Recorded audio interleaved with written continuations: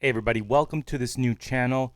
It is called In Response To because I want to react and respond to videos from my high school years and revisit them to see kind of how they hit, how they've aged, and just talk about what I used to think of them when I first heard them and then what I think of them now. Mostly they're going to be about rap, but I listened to a lot of things growing up, and so it could be any genre. So if you have any requests or any videos that you want me to respond to, definitely leave them in the comments below. And let me know what you think of what I'm saying, what the videos that I'm responding or reacting to made you feel or made you think. And without any further ado, let's jump into the first one. The first one is from OutKast. From their seminal album, I might add, Aquemini, and it is The Art of Storytelling Part 1. It's one of my favorite songs, not just from their album, but of all time, across all artists. And it has what I personally think is one of the top 4 verses of all time. It's by Andre 3000. It's the second verse of this song, and it is amazing. Let's jump into it.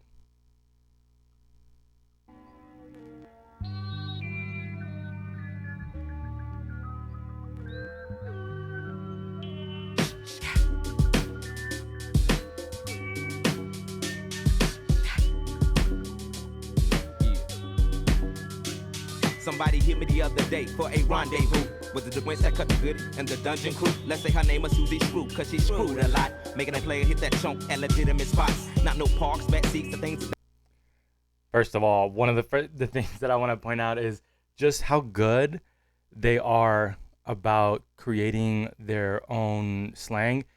Very much like Ghostface and Raekwon were some of the best out of New York to create their own slang. OutKast from Atlanta, Big Boy and Andre, and I would say maybe even the Dungeon crew, they're all really good at creating slang, like hitting that chonk, CHONK. We know what it is. That nature, had to hate your player. I'm kicking the door down, never said I hate her. Straight later, slayed the girl like Darth Vader. Made her from College Park and Fed, all the way down to Decatur. Like Jada, her whip was sharp and sporty, that was shouty. Saved the snake on eggs in a Beamer 840. It's foggy, I went to the crib to call her, but she lost me. My baby mama beat me, 7 o'clock is gonna cost me. But I still wanna cut her though, maybe she had to work. I called her in the mall, wearing a real tight skirt. She was fine as what, I wanted to sex the girl up. She said, let's hit the parking lot so I can sick your duck. I say, cool. Real quick, another way of manipulating language when he says sick your duck. For the longest time I thought that was just a phrase that meant to hook up. This song came out when I was in early high school, I want to say, and so we had, and I grew up in Miami, and we had our own slang for hooking up with a girl. We used to say to scam, like SCAM, and so I thought sick your duck was a slang term from Atlanta that meant hooking up. And it wasn't until years later, I'm talking about years later, that I realized that he just switched the first vowel of each word so that he could say suck your D without actually saying it and getting edited out. That actually played on the radio in Miami as sick your duck, and nobody knew. So it's such a clever way that he uses to say something without saying it. I really wanted to cut you, but this will do. I gotta pick up my daughter, plus my baby mama beat me too. She said she understood and everything was kosher. I gave her a Lil Will CD and a lovely poster. It's like that now. If you know who Lil Will is, leave it in the comments, because to this day I don't know who Lil Will is and why he gave her that CD. It's like that now. You better go get the hoe about your bag now. It's about 4, 5 cats off in my leg now. Just shoot game in the form of story raps now. It's like that now. It's like that now. Now Susie Screw had a partner named Sasha. Okay, I have a lot to say about this verse, and I don't want to make this video too long, but I, off the rip, love how he talks about Susie Screw's friend, Sasha Thumper.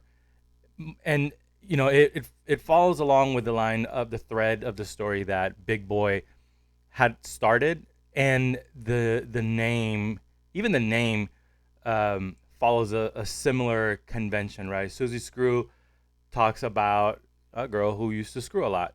Sasha Thumper, we can also probably imagine what she did with that name. But nevertheless, even though Andre 3000 follows the thread that Big Boy started in his verse, he makes this his own verse in his own story, which is amazing. I remember her number like the summer when her and Susie, yeah, they threw a slumber party, but you cannot call it that because it was slumber. I love how he's painting the reality of the picture, right? He's saying the girls threw a slumber party, but they couldn't call it a slumber party because they were in the slums, so they called it because it was a slumber. And that, within a bar, it tells you the level of poverty that they're in and sort of the world that they live in and what they deal with. Well, it was more like spending the night, 3 in the morning, yawning, dancing under street lights. We chilling like. And also, what is a regular slumber party, right? You stay at someone's house, you do things, you watch movies, you talk, blah blah blah. He's saying no, we were just running around the streets at 3 in the morning, which is crazy. I kind of did that. I just didn't live in what someone would call a slum, or how he would depict where he lived as a slum. But again, within very efficiently giving us a picture of what his upbringing was like. Like a feeling and a feeling right in the middle of the ghetto on the curb and despite all of the bullshit, we on our back staring at the stars above, talking about what we gonna be when we grow up. I say what you wanna be, she said alive. Now this is the line that just gives you everything you need to know, right? He's going from kid activities, including, staring at the stars above. Who didn't do that as a kid, especially on a late summer night? And he goes from that to a very innocent question that most kids talk about, right? What do you want to be when you grow up? I wanted to be a rapper or an athlete. Obviously, I'm not. But Sasha Thumper's reality was such that she didn't think about a profession or a career. She thought about just being alive. And that's crazy because very few kids think that way. Unless you're in such a dire situation that's all you can think about. And that's what Andre 3000 is telling us in that moment. It made me think for a minute, then looked in the eyes. I could have died, time went on. I got grown, rhyme got strong, mind got blown. I came back home to find little Sasha was gone. Her mama said she would have that be treating her wrong. I kept on singing my song and hoping at a show that I would one day see her standing in the front row. But 2 weeks later, she got found in the back of a school with a needle in her arm, baby, 2 months due. And that's crazy, right? So we see that her wish wasn't fulfilled. She didn't make it. And she was tragically found dead, pregnant. And there's another song that sort of speaks on this subject in a different way. But Tupac, his first single was Brenda's Got a Baby. And that one also painted a picture of an inner city life situation where a girl found herself, with a kid, without any resources or recourse to survive. And she was also found dead. It's crazy because there's only 5 or 6 years in between those two songs, but it's something that it's obviously still happening and prevalent enough that it makes it into songs. And this particular, I think, verse is timeless because you really continue to see things like that today, 25 years later or so. And it's one of those things that you don't think about it until you think about it. Like, how many times have you heard this song either in the car or just from a homie or when you were growing up, and it's just in the background, or you admire other things about the song until you really listen to the message and go, wow, I can't believe that was happening then, and it's probably still happening now. It's one of the reasons why I really like this song and why I believe it's a top 4 verse of all time, because it paints such a vivid picture. You go from innocence to the loss of innocence to then the tragedy, all in one verse. All makes sense in a cohesive timeline, and it's not really resolved, right? Like, it lets you sit with the weight of what's happening. Like Andre 3000 doesn't say, and so I did something about it. He's left to deal with the news, sort of how it would have happened to everyone, you know. When we read the news, it's up to us to do something about that. And I think him not resolving the issue within the verse gives us that. Sasha Thumper. It's like that now. You better go get the hoe about your bag now. And I do love this outfit. I wish I could recreate it for a Halloween. It's one of my favorite outfits of all time. I want to dress like this one day. It's about 4, 5 cats off in my leg now. Just shoot game in the form of story raps now. It's like that now. It's like that now. Throwing things, yelling in a mad high pitch show. Here we go again with this psychopath. Miss, the neighbors will hear you, you misfit. Can't disagree with.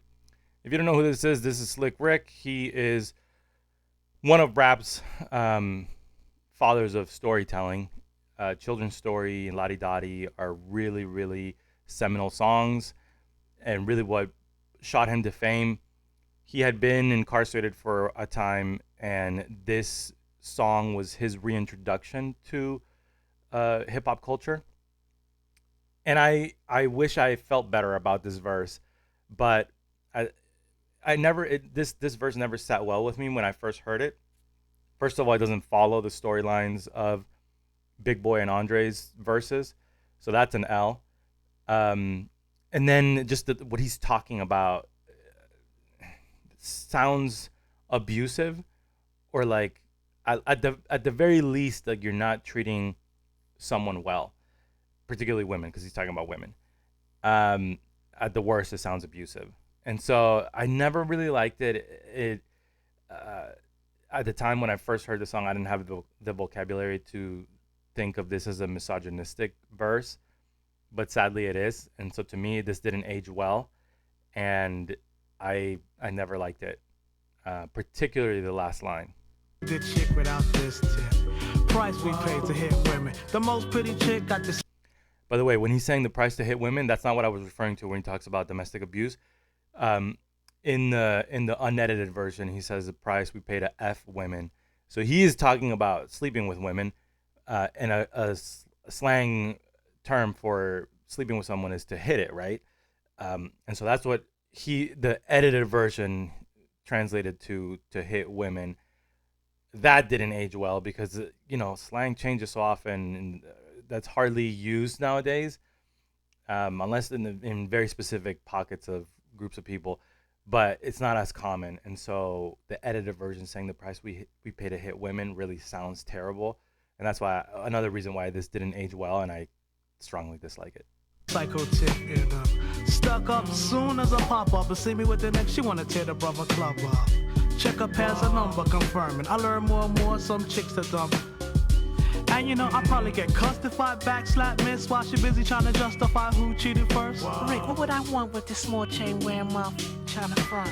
I ought to cut her off and let another sue me, but I don't know. I like that Andre is dancing in that background. They're still going nuts. Ordinary chick don't move me. I mean, I try to fall in love with the bitty, but straight up just be with the chick out of pity. So although I know pretty chick shady, here I go trying to change into a lady.